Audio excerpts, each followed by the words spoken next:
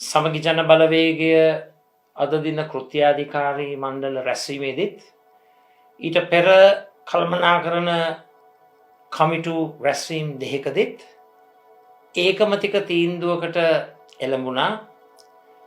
එනම් සමගි ජන බලවේගයේ නායකත්වයෙන් මූලිකත්වයෙන් සහ මෙහෙයවීමෙන් එක්සත් ජාතික පක්ෂයත් සමග පොදු වැඩපිළිවෙලකට පොදු ක්‍රියාමාර්ගයකට දේශපාලනික වශයෙන් ප්‍රවේශ වන්නට සමගි ජන බලවේගයේ නායකත්වයෙන් එක්සත් ජාතික පක්ෂයත් සමග එකතු වෙමින් ඒකාබද්ධ වෙමින් අපේ අනන්‍යතාවයන් වෙන වෙනම රැකගනිමින් මේ වැඩපිළිවෙල ක්‍රියාත්මක කරන්නට සූදානම් වී සිටිනවා. ජඩ බොරු ප්‍රචාරක වැඩ කටයුතු කරන ආයතන වගේක් එකට එක්කහුව වෙලා ආණ්ඩුවෙන්ද කොහෙන්ද කප්පන් අරගෙන ඒ අය කියාගෙන යනවා රනිලුයි සජිතුයි එකතු වෙනවයි කියලා.